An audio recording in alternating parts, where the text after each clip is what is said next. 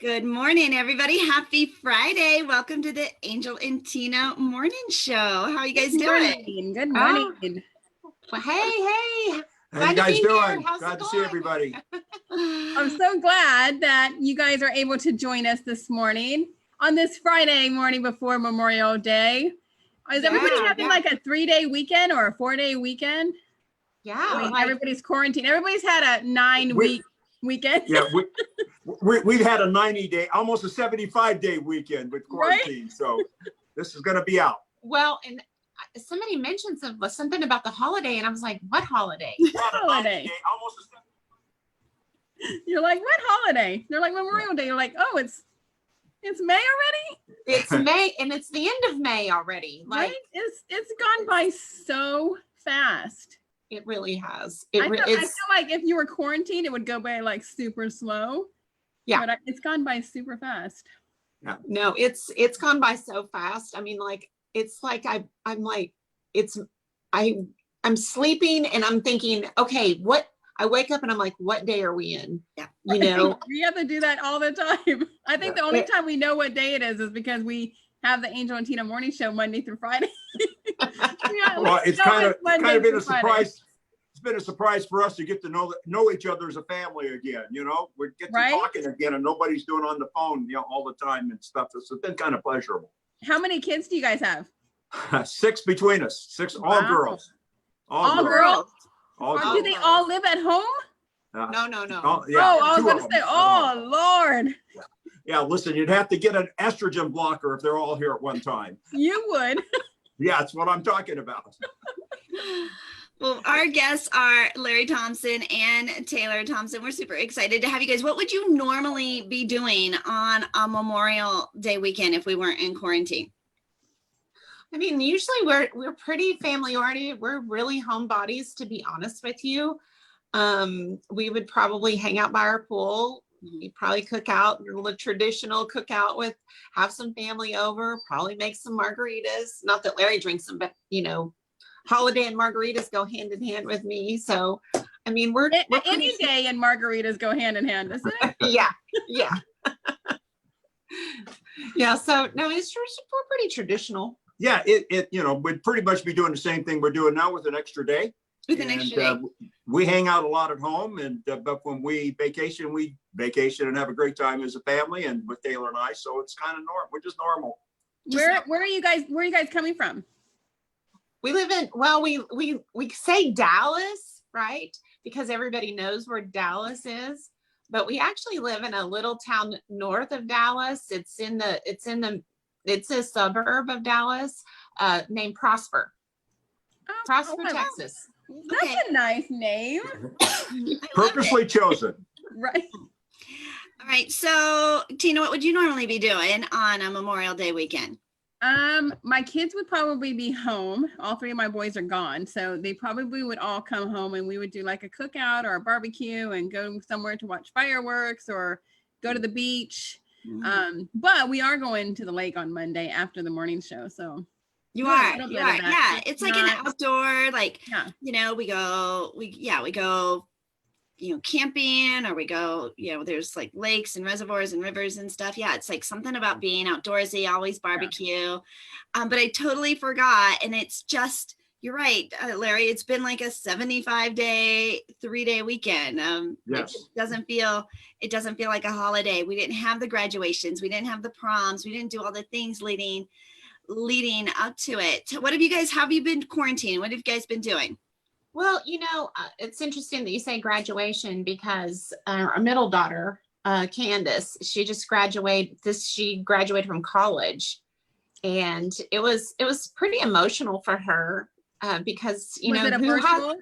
Yeah, I mean, who has a virtual graduation and she missed it because she was graduating from nursing school, so they have like an extra ceremony where they get pinned, and it's a really big deal. And so she was really looking forward to that. She had an illness and had to sit out one semester. And so there's been a lot of challenges. I think she was really looking forward to that closure piece. Mm-hmm. And, but we did something really fun and made it fun. we had a little surprise, champagne brunch for her. One of her friends showed up from college. And then, that evening well, I don't say a bunch. I mean, like, less than 10. Yeah. I mean, we had family over and her boyfriend, and we surprised her with a party, a graduation party here at the house. And, were you able to pin her? Yeah. Well, what was interesting is that my mom is a nurse too. And so she gave her, I forgot what it's called. It's like an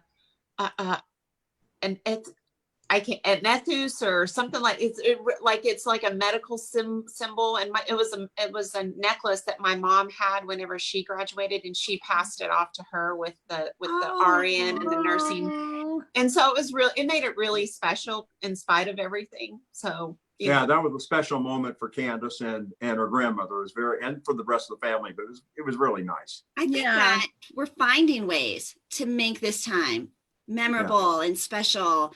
And like you said, Larry, we're finding more ways to connect with our families and spending more time together in ways that we just haven't been for years. And so fabulous for you guys to make that day still a special treat for her. What are you looking forward to the most coming out of all of this?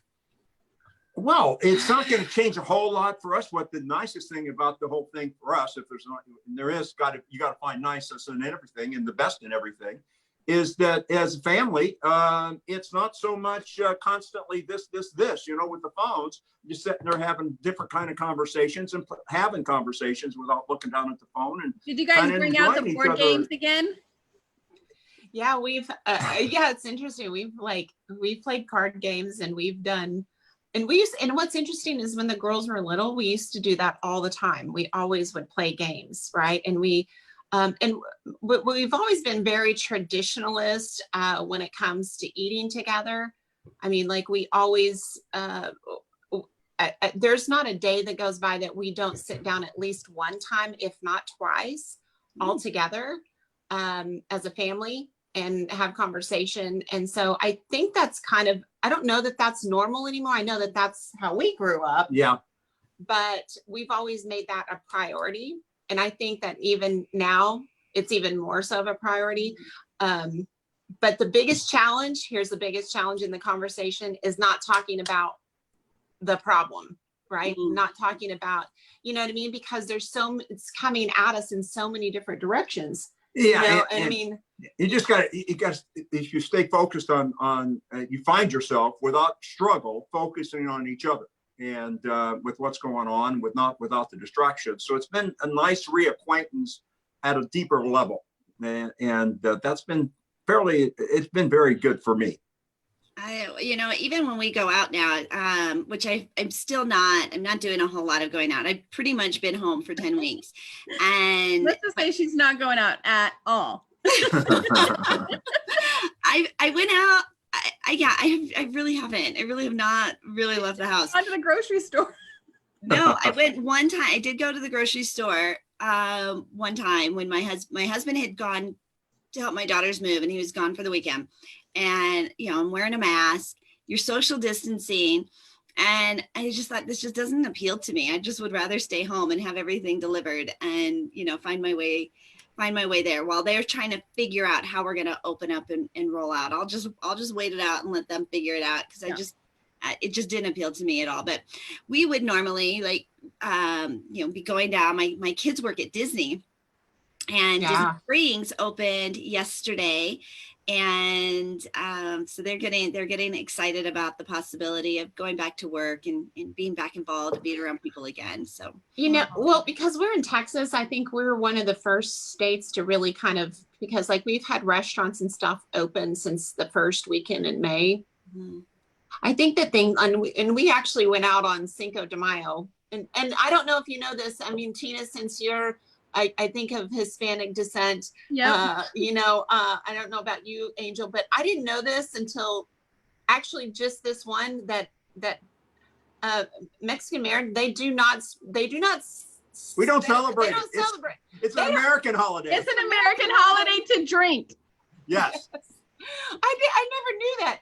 And But I think the thing that was, so we went out on Cinco de Mayo, right? And I think the thing that was we were the most taken back, to be honest with you, is just how rude people were and impatient with people. I mean, you know, especially like the workers and the staff, you know, and oh, it was really bad. I mean, like the first restaurant that we went in, there was no way we were going to get in. And, you know, the people were really rude. And, you know, Larry was very, you know, said, it's okay. It's not your fault. It's totally fine. We totally understand. We went to another restaurant. Cinco de Mayo. Yeah. I mean, well, you know, and we're trying to support our local businesses because we are in a smaller community. So we want to support local. And so we were trying to stay here instead of going off somewhere else. And so we went to just another little community up the road. And it was this, we had to wait. It was like 6:15 or so, and the line, and people were just so impatient.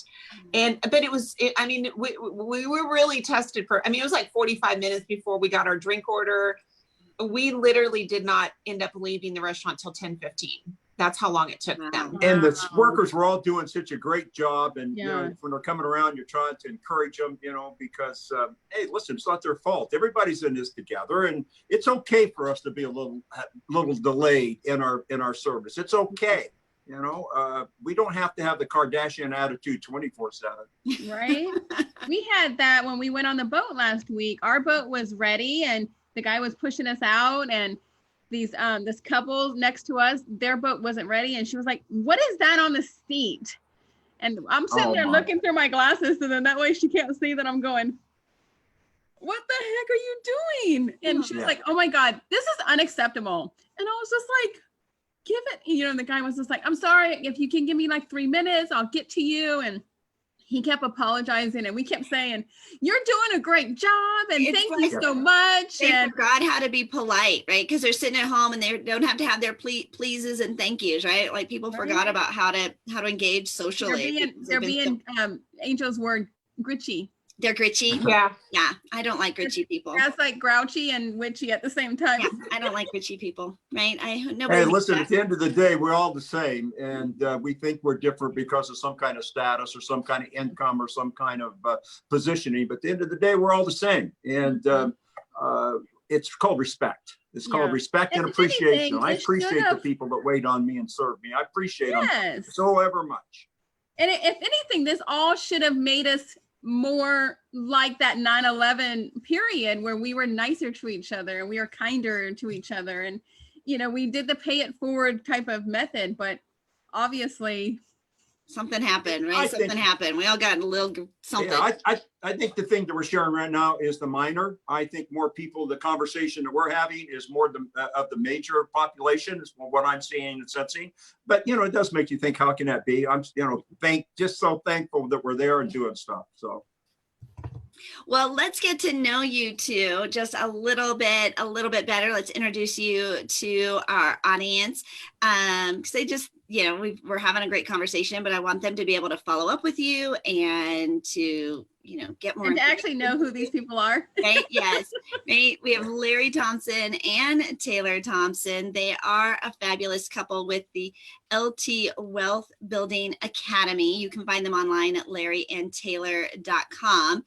And so as I was going through and reading through their bio, it is very, very they have a long history together. And so Larry, why don't you just tell us a little bit about the Wealth Building Academy, how you came to be, you know, so successful in life, and then introduce how you met Taylor. Oh, that's going to be the best part right there. Okay. He's like, can I just skip to that part? Well, obviously my niche and my business background is in network marketing, and I got started 52 years ago. He just had his 52nd birthday, May the 4th. Yeah, in network marketing. You started when you were 1 year old? Yeah. Yeah, sure. It was a very interesting thing for me getting started. It wasn't network marketing back then. It wasn't multi-level. We were called pyramiders, you know, is what it was. You had drug dealers here and gamblers down here, and we were in between, you know, that's what it was. And my background wasn't one of business at all. I came from a working background. There was 5 of us kids that lived in about an 800 square foot house with 1 bathroom and 2 bedrooms, and all the kids had to kind of divide up between the bedrooms and the service porch that we lived in. Didn't know any different, loved it. We had a great life and did not know that we were poor and until I got into junior high school in the 7th grade. And what happened is that you had to be bused across town to the other side of the tracks to the junior high school, because junior high school is 7th and 8th grade. That was the first time I'd ever known that everybody wasn't like us.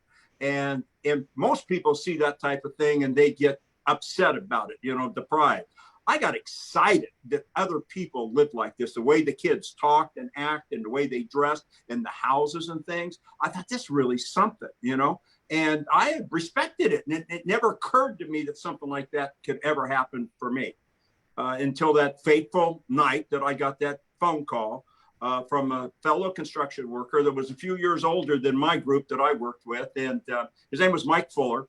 And Mike was kind of special because we always borrowed money from him on Thursday for the lunch truck, because he always had money and we didn't, so that was kind of different. And plus he had his own house, plus he had a couple of duplexes. So when he called me, I was paying attention. But the real reason that I went to that fateful meeting that night was it was going to be held at the Hyatt Hotel in San Jose, California. And I used to drive by there doing construction work. And it had, the porte cochere where you drive the cars underneath and they open your doors. And I said, that's so cool, and I always, every time I drive by, I'd look at that and I'd get amazed by it. And when he told me that meeting, I didn't want to go to the meeting at all because it was a last minute deal. And he said, we're going to be at the Hyatt Hotel. So that got me excited. And how old were you then, Taylor? You were in high school? No, I was not. I was 23 at that time. You were 23. Okay. 23. Okay. I graduated. I never finished high school because that's another part of the story, because I was too shy to give the oral book report. Okay. That was done. And I could tell you the color of your shoes, but not the color of your eyes. Mm-hmm. And so it was, at 16, I knew, because I didn't give that oral book report that was required back then. I don't know if you guys are familiar with that, but you had to read the book, write about the book, and then walk across the stage and give the report. Today, they don't even have to know how to read, but that was different back then. And I was just too shy to give that oral book report. And after 2 years in a row, it was obvious that I wasn't going to graduate. So when I became 16, I quit high school and went to work in construction work with my family, my dad, my brothers, my cousins, my uncles. And I liked it. I enjoyed it. I loved it. Okay. It was great man stuff, and I was very good at what I was doing. I had a natural knack for it for whatever reason. And as I said earlier, I never thought about doing anything different. Never crossed my mind to do anything except construction work. But that night that I got the call from Mike Fuller and I went over to the hotel, I was a long-haired hippie construction worker, okay? Back then, some people had read about hippies, but they hadn't seen one. And I'm going to this fancy hotel. And when Mike asked me to come to that meeting— I think we might need a picture of that. Oh, we do. But when Mike asked me to come to that meeting, my only hesitation, I wanted to go because I wanted to go to that hotel. And the only reason that I hesitated was I was having a bad hair day, man, to be honest with you. And I had to figure out, can I make it look good enough, and the timeline that I got to get there. And so what do you wear to your first meeting at a hotel and a meeting, a business meeting? What do you wear? Well, I put on my best beads and my moccasins, and here we went, A very interesting story that night about what happened with people didn't want me to be at the meeting. I was like a leprechaun, not a leprechaun, a leper. And they didn't want me by their best prospect. But the best thing that took place that night is I got to meet 2 very, very special people. It turned out to be they were the original group that started network marketing years before, okay? And the individual giving the meeting that night was Bobby Depew. He was a former school teacher, and he came out of the Neutral Bio Company. And if you pay attention to Ron Henley, the museum curator of network marketing, that's where all the guys came from, including MA and all that. They all came out of that group. But Bobby was given a meeting, and he was a former school teacher. And he had the ability to talk to you like you were the only one in the room. And I related to him for whatever reason. I related to him. And at the end of the meeting, what got me, I'll be honest with you, he was talking about how if we're going to succeed, if you're thinking if you're going to succeed or not. And he says, I can't promise you success here, He says, I can't do it. I can tell you that others like us have had this success. And I can tell you, we'll share with you exactly how they did it. But only thing I can promise you is, what if it turns out 10% for you, like it's turned out for us? And that's what got me. I went to my default position.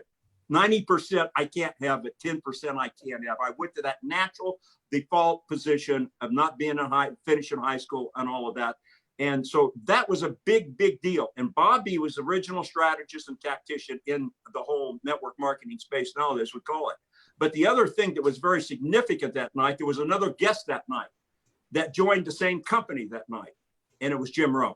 Jim Rohn and I joined the same company the same night at the same meeting.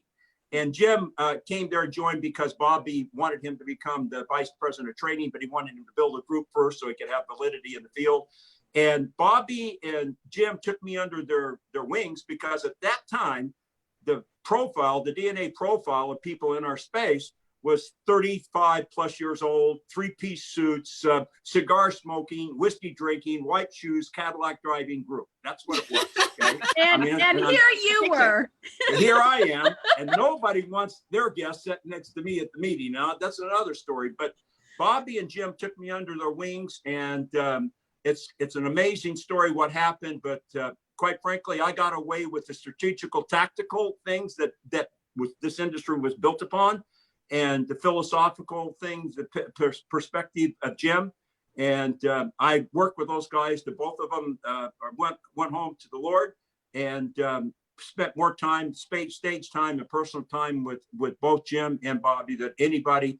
And it's been a tremendous, tremendous blessing for me, because it tells me that if I can do, I know what they taught me, and I know what happened for me. If I can teach that to other people, I don't care what their circumstances are, it can happen for them too. So Taylor, what was he wearing when you met him? That's a different story. Oh wait, we've got to cover a lot in between before we no, darlings, I'm sorry, you don't get to tell the whole story. You're right. I want to know what he was wearing. I don't remember.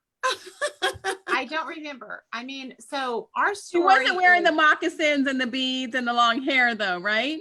No, she was like, thank God, no. So, but this part of this, we got to have this part of the story, because that's how it comes to me. Because whenever he had went to where he connected with Mark Hughes, which was a very significant he actually joined another company, and the same day joined the same company as Mark Hughes. Now, probably the founder of Herbalife. Most people don't know the name Mark Hughes, but he was the founder of Herbalife, right? And so him and Larry became, connected. Larry became vice president. He was the #1 salesperson. That company closed down, and then Mark wanted to start Herbalife. Well, Larry, he was like, he wanted to be with his family, so he was a little torn. So anyway, long story short, they ended up coming together. They started Herbalife in 1980. So there's a whole story and a history that goes with that. But so as they got Herbalife started, he reached out to his sister. So his sister was a lady truck driver, and she lived in Texas. She had lived in California. He got her to move to Texas. And as soon as she moved to Texas, he moved back to California to start Herbalife. And so she became the first Herbalife distributor in the state of Texas. A real lady truck driver. Okay. Wow. So you don't meet a lot of those. No, we're talking, with no bra and everything. She still doesn't have a bra. But she's got a 300-acre ranch with a whole bunch of long-eared cattle, man. I love it. What part of California did you live in, Larry? What was the question? Well, he grew up in the San Joaquin Valley, which is the northern part of California. And at that point, I was living in a city called Livermore, California, which is in the Bay Area. And then I was in Dallas when we started Herbalife, and when we got started with Herbalife in 1980. But and then he moved back to LA. So it was the year. So our paths didn't cross. So where it picks up with my story. So I had I got started in network marketing because I wanted mom care versus daycare, right? I had just had a new baby. I was looking for a way to make it an extra $800. And I tried so many different crazy things, from, this, you have to remember, this is before internet. This is before social media. This is before cell phones. You have to think back in that time frame. I was answering ads from a newspaper, right? One ads, work from home, make money. That was like literally stuffing envelopes, all this really scammy stuff. But I really believed that there was a possibility out there. And, I kept getting introduced because at that time, there was not a lot of network marketing companies like you see on every corner. And they, I kept running across these Herbalife ads. And I had a preconceived idea about it. Like, I don't want to sell anything, right? Right. I mean, isn't that the typical response? And, but I ended up after several times, you have to remember, I lived in West Texas, and what happened is I answered an ad, and for me, it was just my perspective had changed. They shared a story with me, which I'm so passionate about stories. And we talked about that with the She Network, but, they told me about this couple that was making $10,000 a month in a little town not far from where I lived in West Texas, and I never believed that a mom like me could make $10,000. That's not what I heard. But I did hear that, gosh, if they could make that kind of money, surely I could make 800. Right. And so that's what got me started. And so I grew up in this. So Larry was my mentor because my upline was his sister. So he became my mentor. So all of his teaching, all of his training, everything because he had just left Herbalife right about the time I entered. And so there was this whole culture, there was this whole environment. It was this whole thing that Larry it was all him. It was all of the environment that he created for the everyday average person, i.e. stay-at-home mom like me. And I got off to a really fast start. I had incredible success, and I really attribute it to the environment that we were in. And but I was in a really ugly marriage, a very abusive type marriage. And I finally fled that marriage after having three daughters. I left, and became a single mom of three, right? But it was in this time frame, whenever I was going through all of that Mark Hughes passed away. So Mark Hughes passed away, and the field was like crazy. I mean, like everybody was like, what are we going to do? Larry's gone. Now Mark's gone. What are we going to do? And everything was in upheaval. And so Tish reached out to Larry and said, hey, can you work with, some of my people? And he agreed. And so she picked 10 of her top people in her organization. And that's Tish, my sister, the lady truck driver. And so I was one of the ones she picked. And so we went out to LA. We went to his ranch. You have to remember, like, if you Google where he lives, just Google Jamie Foxx's house right now. That's where he lived, where I met him, which was in Hidden Valley at the top of this hill, this long driveway. And we rolled up under this portiche, just like what he talked about at the hotel. And now he owned one, right? He had it at his house. Wow. I was the last person out of the limo. Everybody had already gone inside. I was the last, and I was coming in. I was just soaking everything up. And he was coming down the stairs, and he hit the end of the stairs right as I was coming in. And that's where we had our first meet. That's the first time you met him? First time I met him. Larry, what did you think of Taylor the first time you met her? It was amazing. It was such a connection, and it wasn't a physical, it was a connection, a real heart connection. And I didn't realize that she felt the same thing. And I didn't know what to do with it because she's in my sister's downline. She's your mentee. Yeah. No. And yeah, she's the mentee, I'm the mentor. I can't do and nothing. I was in the middle of a divorce at that time, and I couldn't even, I think, am I just lonely here? What's going on? But and I was thinking, oh my God, I'm a groupie. Yeah. Like, you know, because I was like, oh, you know, I mean, like I never like responded like that to anybody. Like, More oh, Larry ever. Thompson, can I get your autograph? It was crazy. It was super crazy.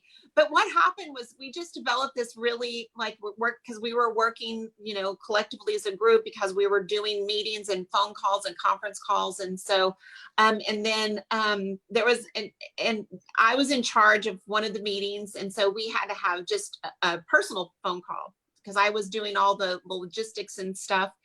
And so we had this personal conversation, and then we started having more personal conversations, right? And when I was telling him about my life, and I was like, well, this is crazy. This is insane. Here I am, a single mom of 3.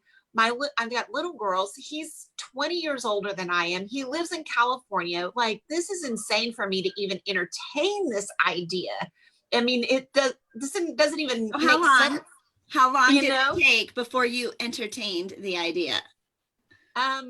18 months. 18 months before we had our first date. Wow. 18 months. And how long ago was that? 15 years ago. 18 years ago. 18 years On ago. the first date. Yeah. Fabulous. And it was You really guys special. dated for 3 years. Yeah. Yes.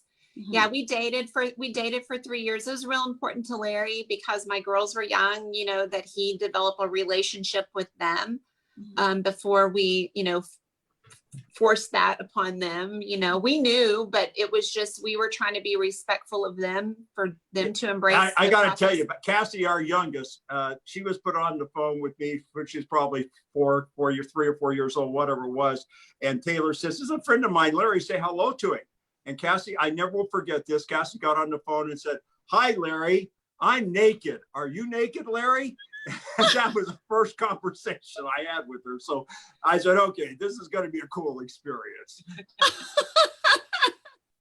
Yeah, no, it's been quite a journey. It's been really fun. I think that, you know, him having the opportunity because, you know, his girls he was always working, you know, and so he got another opportunity to actually, you know, participate in basketball games and volleyball games and cheerleading and football games and going to all of the events and everything that he. Because that's such a big deal in Texas, like that Friday Night Fever, whatever that movie is. Friday Night Lights. It's really like that out here. And I didn't get any part of that growing up. And I certainly didn't get that with my daughters either, because I was an absentee because working all the time. And I didn't ever go to a PTA meeting or pep rally. And this is something, this is special. I got to be normal. Did people know who you were in the high schools? Like, because, you know, you always have those moms or dads that have been in network marketing. When you went to there, did anybody know who you were?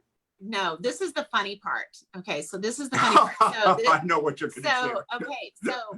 Okay. So first of all, you have to know like where we met. I mean, like where he came from, like, the closet that he had in California where I met him at this, you go Google it and you'll see what I'm talking about. It's like 20,000 square foot.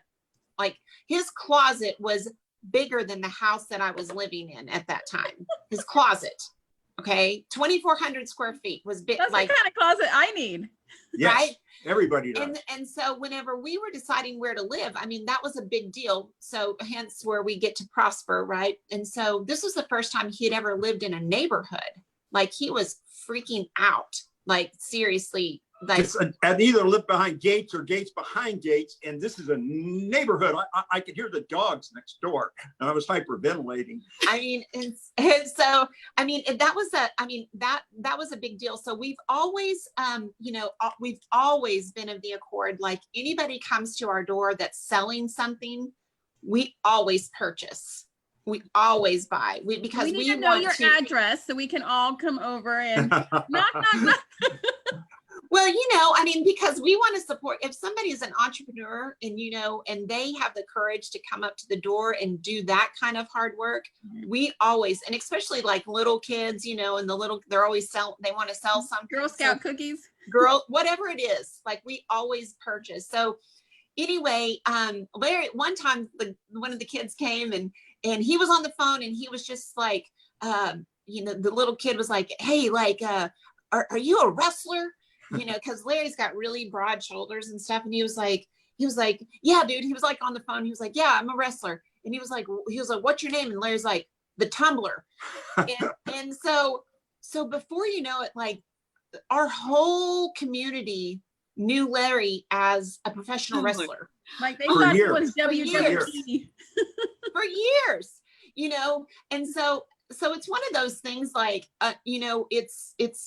it's almost like you're incognito. And then whenever people find out who you are, they're like, it's very interesting, but I would say no. And just because it's been a smaller town community feel, but whenever they do find out, it's really interesting, to be honest with you. So are you still known as the Tumbler in your neighborhood? Listen, about a year ago, that came back up again, and we do keep a very low profile because, home is home and the community's the community. And the reality is we're not any different than anybody else. And that's the truth of the matter. And, the Lamborghini bikini phase I went through, 30 years ago, and so now I like being normal. I mean, even our next door neighbors that have known us for years, and we talk to them all the time. They've never really asked us what we do. And it was only just a couple of years ago, and he came over, and we've lived next door for 15 years. And he came over and he was like, you never told me. You never told me that you were the co-founder of Herbalife. Like, what? I mean, just because that's like, who told you? Yeah, he was like, we were like, how did you find out? And so it was an interesting conversation. So it's like we have like this online, offline persona. I would, you know what I mean? Like that's just kind of how we like to do it. And at the end of the day, when I'm on stage on camera, I have, whatever happens to me with that special anointing that I have on my life comes out. And when it's not that way, I'm still the long-haired hippie construction worker that can't tell you necessarily color your Larry, eyes concept. I think we need a picture to put along with this Facebook Live, so we can put it in the comments. Okay. But that's, I mean, so what we do is, I mean, how we got to where we are, I mean, that's something that we, with his experience and my experience, we just decided that we would not, we wouldn't be distributors, that we would take our experience with his passion and with my experience, with his experience, my passion, and really have an impact on the industry as a whole, and do and talk what we're passionate about, which is we've always believed that network marketing is the average person's best chance, right? And we've always felt like for the last 10 years, for sure, that it's gotten away from that message. It's gotten away from the being about the stay-at-home mom or the long-haired hippie construction worker. And so just recently, so we actually, there was a time, hang on just a second, the air conditioner guys. Okay. Here. Sorry, guys. Normal life here. Air conditioner's on. I gotta go let them in.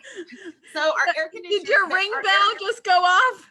Yeah, our phones are blowing up over here because they told us they weren't going to be here till 10, and they're early. They would be early on today. If it was Comcast, they would be late, right? Yeah. Well, because you're doing something right now, right? That's of always. Course. Yeah, of course.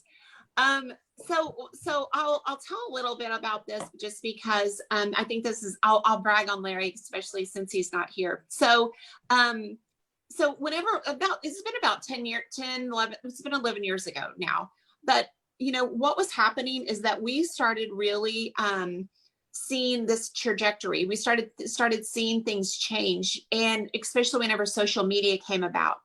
And, and everybody was saying, that's old school. That's old school stuff. No, that's not the way they do it, because everybody started being so ingrained in social media. And we started really questioning, our core values, our belief system, and the fundamentals that we knew that were foundational in building any kind of network marketing business. And so we started working a lot in Europe. And one of the companies that we started working with was a company that Larry had got started 26 years ago. And the founder had actually learned how to speak English because he was German. He learned how to speak English through Larry's training tapes. And so Larry was very integral in their marketing plan, their strategy, their whole philosophical approach. And so we started working, that was one of the companies we started working with over in Europe. And we started putting together, doing what we do, like focus groups. And we started working in Spain and isolating this. And so we were going, you have to think about the barrier of translation, but really putting our hands around a core group of people and developing strategy and marketing strategy with language. And things started really growing very quickly. Now, at the time, this company was only doing 120 million a year. This was in 2011. And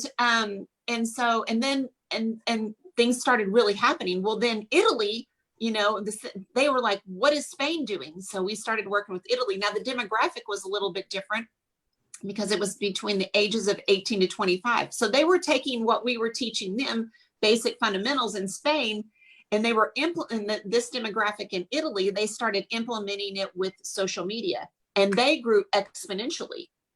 And we were like, whoa. I mean, so then we really got our confidence was like, really like, okay, so the message hasn't changed. It's just the delivery mechanism that's the difference.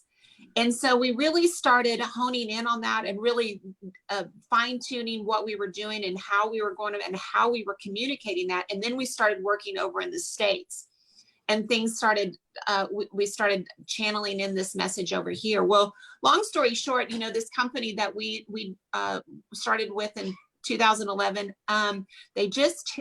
Larry predicted that they would do $1 billion in 2018. Well, they missed it by 1 year. In December, they got their sales figures in, and they hit their $1 billion as he predicted in 2019. So Larry's now mentored his second company to $1 billion, Herbalife and PM International. And but what we decided to do, because we were traveling so much, right? We were like, we've got to figure out how to use technology for our favor. We've got to figure out how to not kill ourselves, and because we were with our messaging, and how do we leverage technology? How do we bring it in to where we can have a bigger impact on more people, and not just the people that we're standing in front of? Mm-hmm. And so that's whenever we came up with the Academy, and to develop the Academy. So what it is it's an academy for everybody, and that's in network marketing for sure.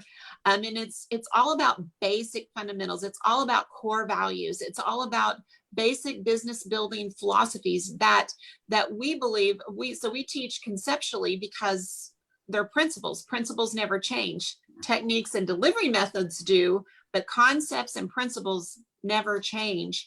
And so if it worked for him 52 years ago, it worked for me 27 years ago, and we proved it out that it's working the same as it is now.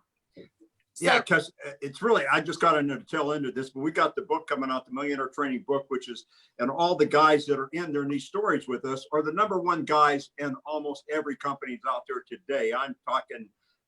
You've probably heard of Jeff Roberti. He's a $100 million man who's made more money than anybody in network. He started with Larry as the broke waiter in 1982 with Herbalife, right? Wow. Jay Bennett, #1 in Isogenics, John Solider, Lisa Grossman, they're all in here. Their stories are tied to those basic principles and fundamentals that Taylor's talking about, because we take the LT Academy, and those things are timeless, and they work in every environment, as Taylor was saying, except for the delivery system is different.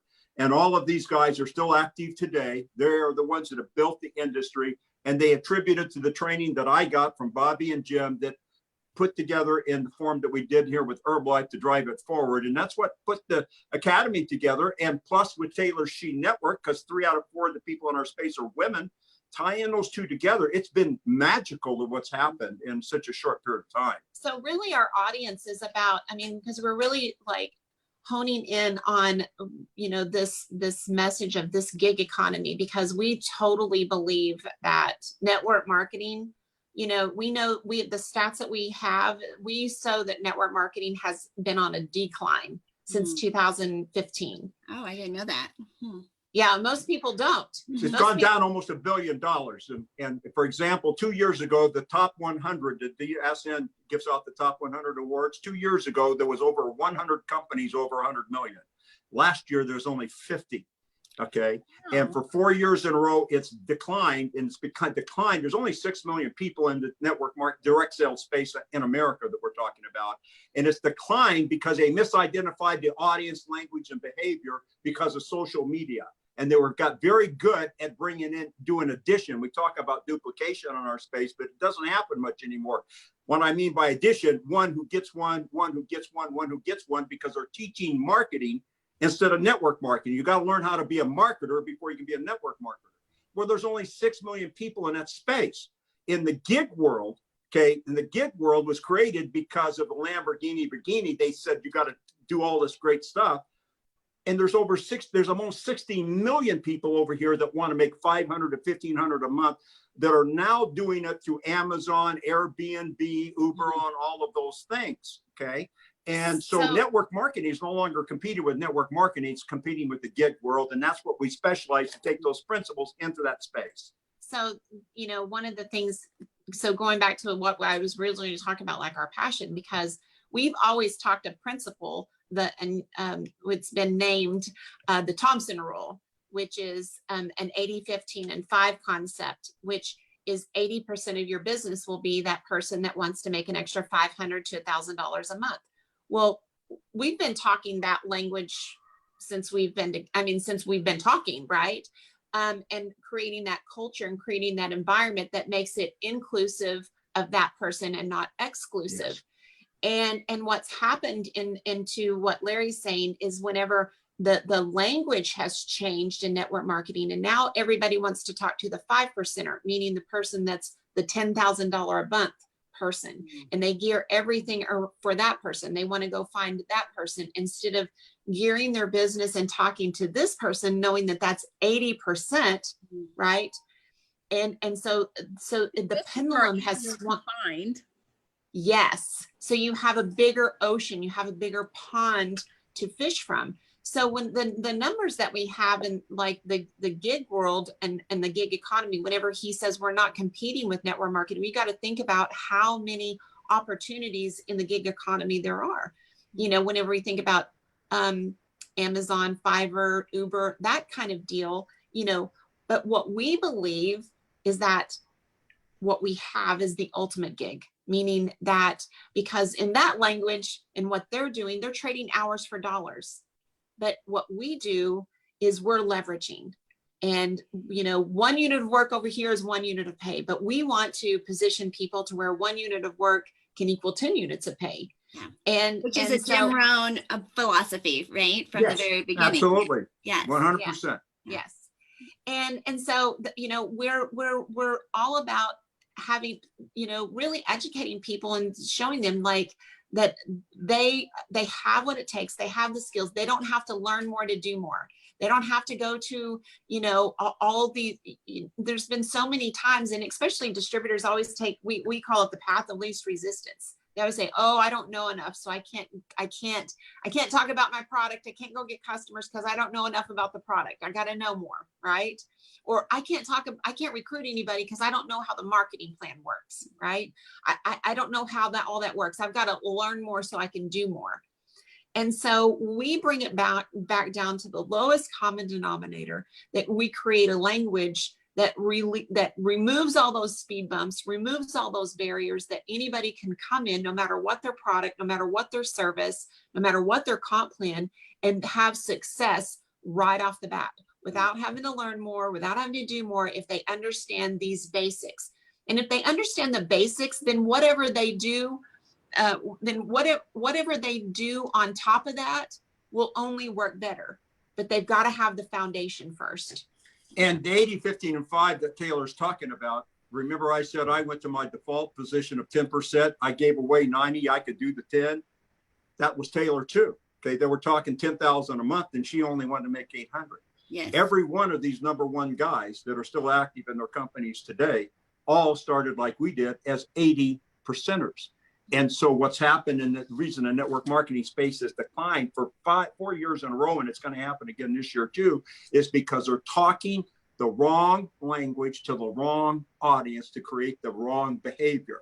And so what's happening now with these companies and groups that we're working with that are picking us up, in months, it's making phenomenal difference. But it is like talking a different language, like Italian to English or Spanish. Okay, it's a different language, but once they get it, it's so exciting to watch these people like light up like Christmas trees, and watch the lady truck drivers and the carpet cleaners and the waitresses and the waiters and become like what happened to us. How do you want people to follow you and get in touch with you, or what do you want them to do next? So I mean, they can connect with us. We do Wisdom Wednesdays. We have a business page with Larry and Taylor. So we have do Wisdom Wednesdays, so you can follow us there on Facebook. That's an open community. So it's an open community. Anybody can come. Is that what it's called? Is Wisdom Wednesdays? No. It's just our Facebook page. It's just, you can find it under Larry and Taylor. I mean, that's our business page.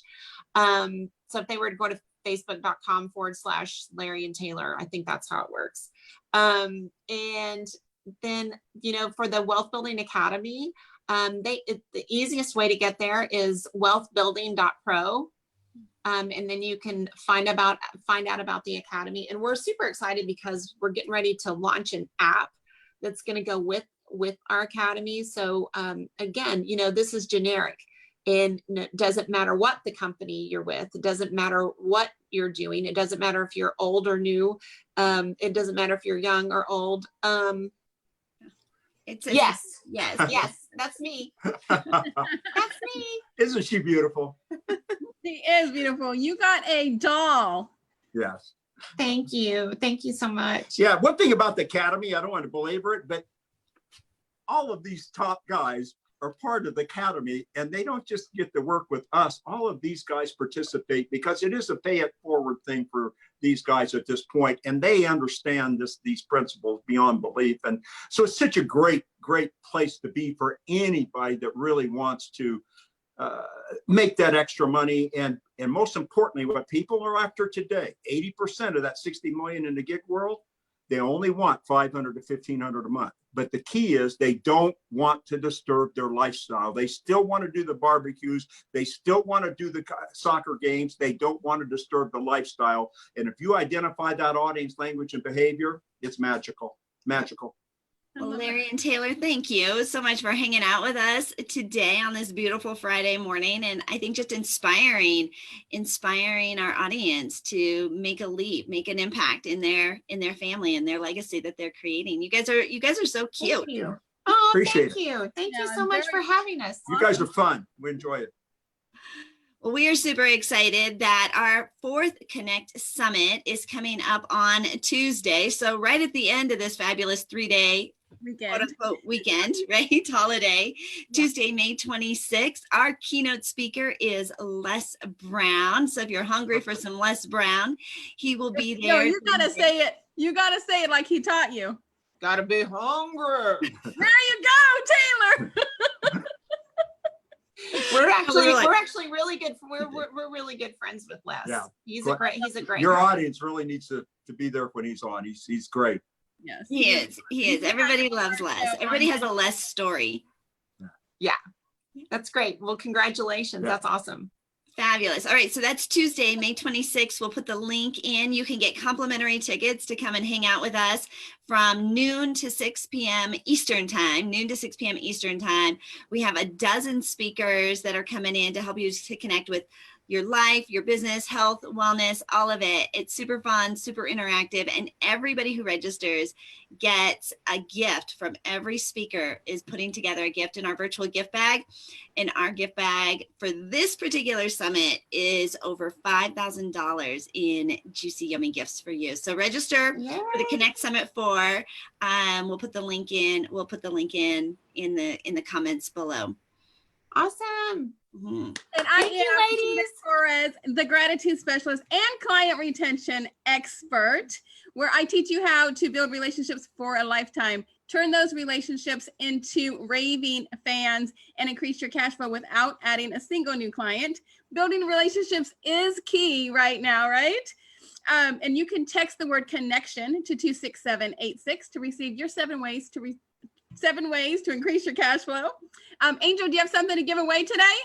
Sure. You guys can grab my complimentary media guide. If you want more exposure, more visibility, get more people to say, I've heard of you, go to makeyourbigimpact.com. That's makeyourbigimpact.com and download your complimentary guide today. My gift to you. Tina, this is fabulous. Larry, and let me tell you something. Angel did my exposure yesterday.